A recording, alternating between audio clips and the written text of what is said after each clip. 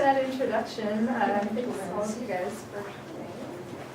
I'm going to be reading a short story called Chicken and Egg. I just finished it yesterday, so I've not had a chance to look back at it yet. Hopefully you enjoy it. And I kind of combined my talk about my process with my talk about what I'm interested in because they were intertwined. Okay, so I'll just start. I'll be right there. Chicken and egg. A normal person loses about 100 hairs a day. 100 is a lot. To put it into perspective, 101 Dalmatians is an unusually high number of Dalmatians. She once told her ex-husband that she loved him in 100 different ways, and that had felt like hyperbole. In the shower on Friday, Julia glances down and sees a slender black claw reaching from the drain. She springs from the tub, fumbles for her glasses, and recognizes thick twists of her own hair sliding through the water to snarl with skin cells, calcium, and grime. In her bedroom on Saturday, she picks up a roll of painter's tape from the carpet where she's dropped it and finds a dozen strands stuck on the loose tape end, along with a stray crumb of granola and a paperclip. Her fingers scrape the carpet and bunch the hair into a black tumbleweed. She just vacuumed yesterday, didn't she? She remembers the cat hurrying away to cower behind the toilet. But there are more than 100 hairs on her bedroom carpet now, and more resting in her hairbrush like strange dark birds. It takes 3 weeks for Julia to get an appointment with her doctor.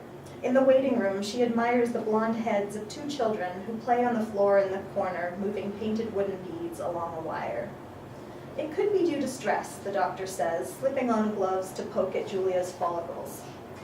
I don't feel stressed, well, maybe a little stressed. Some stressful things have happened, she says. Any illnesses recently? Usually it takes a month or 2 or 3 before you see hair loss, he tells her, removing the gloves and swiveling back to his computer. He scrolls the mouse down a green screen, clicks and types, prescribes an iron supplement. To keep herself from touching her hair, she imagines she's wearing an astronaut's helmet. When her hands go reaching up, she catches herself and feels her fingertips press against an imaginary polycarbonate shell. The internet says to tally her protein grams, so she chips Chinook salmon into salads glistening with oil. Every 3 days, she hard-boils 6 eggs and transfers them to a ceramic bowl where they drip and rattle conspiratorially. She taps their tops with the base of her spoon until cracks blossom. She plucks off pieces of shell. Sometimes she eats eggs for dinner, omelets that jiggle with soft feta and herbs. Sometimes for brunch, she eats chicken and eggs together in a meal, mother and child embracing on the plate, yolk and breast impaled on the same sharp fork. After another month, there are visible patches of scalp, untanned like the skin of a witch. The hairdresser chemically curls it, and between precious snips, she clucks. Such a shame. Have you tried an olive oil treatment? The shiny scissors hover and snap near her nape. At Christmas, her brother's 2-year-old doesn't recognize her. The hair falls from her like tinsel from a shaken tree. Have you tried seeing a doctor? Asks her sister-in-law. The doctor prescribes folic acid and B vitamins and tells her to return if she doesn't see results. The doctor prescribes hormone therapy and tells her to return if she doesn't see results. The doctor prescribes a foam which she rubs into her roots each morning, unsure if the alcoholic sting means it's working. The doctor prescribes steroid injections. He feels around her skull before positioning the needle and taps before each efficient plunge.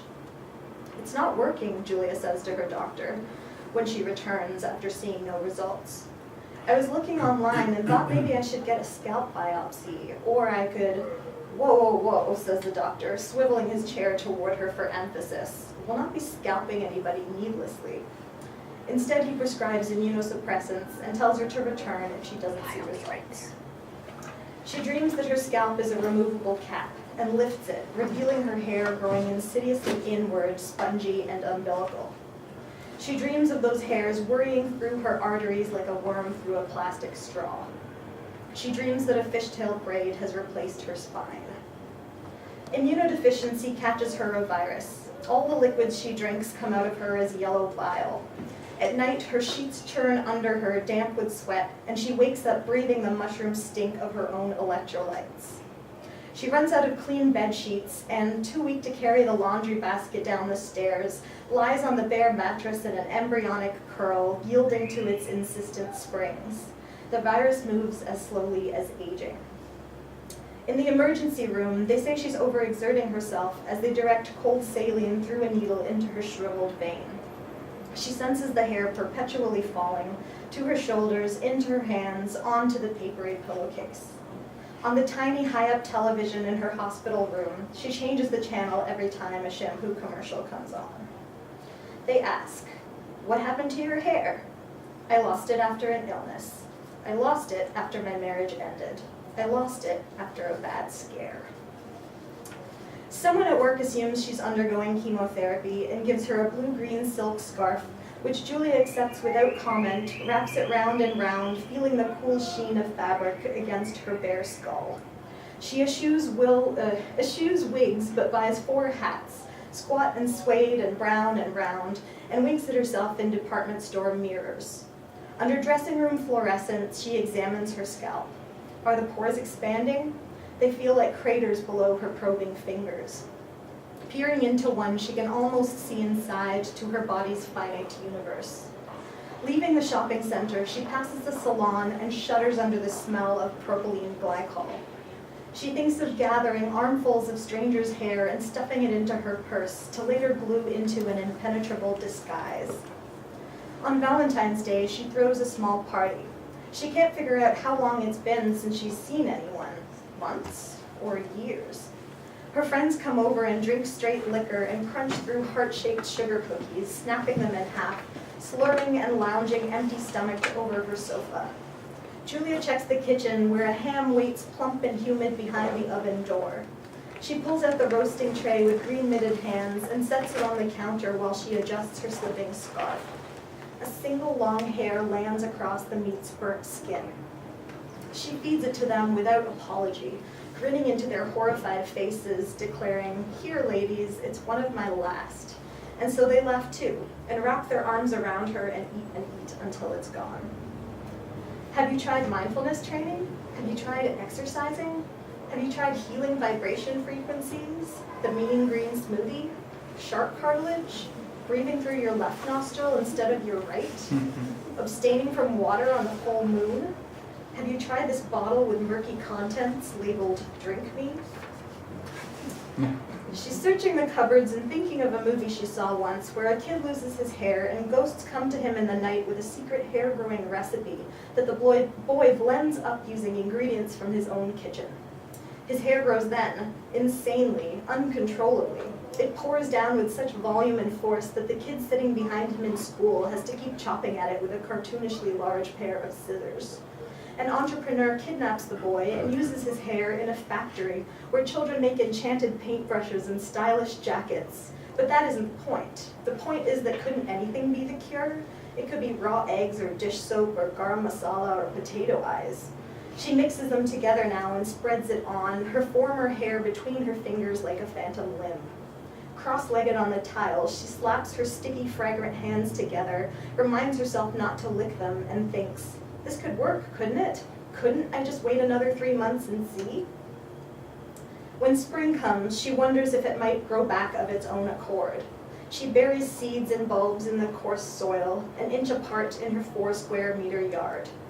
As weeks pass, perennials mingle wildly, but she remains as hairless as chrome.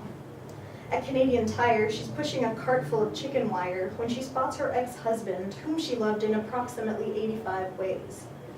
She recognizes him by his hair, how lushly it grows, as if fertilized. Abandoning her cart, she touches his shoulder, and he turns around and says, "Yes?" and looks quizzical, as though he's pretending not to recognize her, which does seem like the kind of joke he might make, except he isn't joking and doesn't recognize her. "I'm Julia," she says. What if she has imagined her own existence? His eyebrows bloom, and he says, "Julia, I'm sorry," but she can't tell what he's apologizing for. That afternoon, she returns to the doctor. The waiting room is empty. She asks him what's next, and he swivels toward her. His hands hold nothing. He says, "You did this to yourself. You waited too long. you have only yourself to blame. Great. So there's a couple seats here, and then can someone maybe open the windows a little bit? Or if you guys are feeling a little warm, you can just, yeah. So yeah, there's one seat over here, and I'll just kind of move this out of the way a little bit. And there's one seat right at the front, and then there's the one seat there, if you guys. And let's go. Okay, let's see.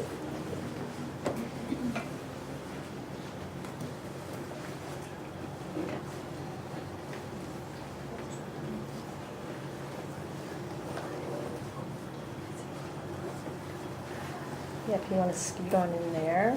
And then does someone want to maybe go to this other seat here? Oh, okay. Oh, do you want to go at the very front? Yeah, would you? And then someone else can come here and then, okay. Sorry, guys. Okay. And then, okay, good. Now we're all here. And then Shashi, sorry to interrupt you, but you can continue with your rating process. We'd love to hear about it. Okay, yeah, I wrote some notes just to keep this organized. So I wrote the first draft of this story in 2008 for a class during my MFA. I had a terrible infection that landed me in the ER, and then a couple months later I noticed I was losing more hair than usual. I Googled it.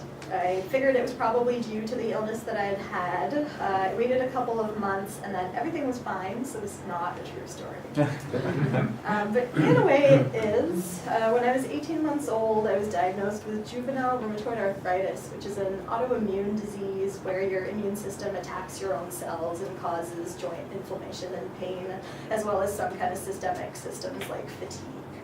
The treatments have come a long way since I was a kid. I used to get cortisone injections in my joints every couple of months, and now I've been taking various kinds of immunosuppressants for over 32 years. So I get a lot of infections, and I've kind of just learned to work around the whole thing. But in 2008, I started seeing these gray dots in my eyes. I would be sitting in class in grad school and I would see one and my eyes would just kind of start to follow it. So probably my classmates thought I was like high during most of grad school. Of course, I looked up the floaters, I read about them on WebMD, and I read that they're usually harmless. I went to an ophthalmologist just in case. He said it was probably nothing but referred me to a retinal specialist. The retinal specialist said it was probably nothing but referred me to a uveitis specialist. The uveitis specialist said I had uveitis. Uveitis is inflammation of various parts of the eyes, and it had been caused by my arthritis.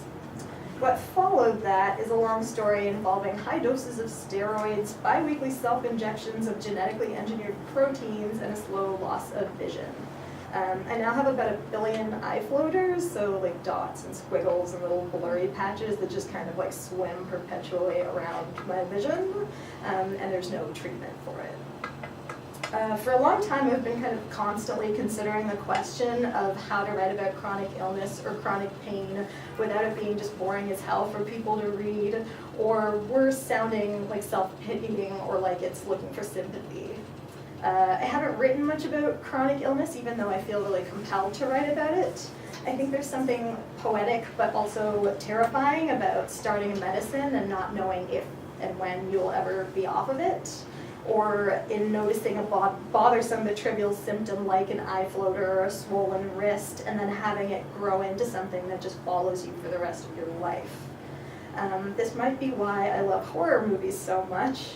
Just before Halloween, we watched one of the Paranormal Activity movies where the little girl gets like possessed by the demon, and the parents call the local exorcist, and he tells them, comes to their house and he tells them it's the girl that's haunted, it's not the house. Like, you can move to Saskatchewan, but this thing is coming with you. So this began as a what-if story. What if someone started losing their hair and just never stopped? I thought she might try adjusting her diet, so I put in this image of her eating the chicken and eggs, To me, the idea of putting chicken and eggs together in one dish is disgusting and maybe barbaric too. As I started thinking about the symbolism in that image, I liked the connection I found between eggs and fertility. A woman losing her hair is physically losing a part of herself, but also symbolically losing an aspect of her femininity. And so is a woman who is unable to conceive. A good friend of mine has been trying to conceive for over 3 years now, and I've seen her change and withdraw in really heartbreaking ways. When I speak with her or with like other friends who have chronic illnesses, we often talk about finding solutions. I have another friend in the US who spent this past summer traveling to like the handful of doctors across the country who could perform this experimental spinal surgery on her. She ended up never getting the surgery because she couldn't find a doctor who accepted Obamacare. I wanted the story to have the feel of an allegory and to have something nightmarish about it, even though there's nothing in the story that couldn't actually happen. I left out the specifics of her diagnosis, so like I never used the word alopecia, for example, just to help create this like mystery and universality. A month or so ago, I picked up the draft of this story that I hadn't looked at in like 10 years. I did a complete overhaul. In the past 10 years, I've been teaching creative writing workshops, and I feel like that's changed my process a little bit. I've become way more pro-revision and more willing to like ruthlessly cut whole sections of a story and make these drastic changes in pursuit of the better story. I added an ex-husband with amazing hair, and I incorporated some different words like umbilical and embryonic, and incorporated some images of children as well. I wanted to hint at this subtext of her marriage having ended because she was unable to have children, but I didn't want to like say that straight out. The story originally ended with her spreading that random concoction she makes on her hair, but I decided I wanted something kind of scarier, like this more haunted, hopeless, self-blame feeling of an ordeal that has no foreseeable end. On the sentence level, I tried to develop the sound and musicality of the piece by using lots of like alliteration and repetition, and I read it aloud as I was writing to consider the rhythm of it, which is part of the reason I really like doing readings, is because it forces me to think about timing and like what the audience is actually hearing as I read. So on that note, thank you so much for listening. And does anyone have any questions?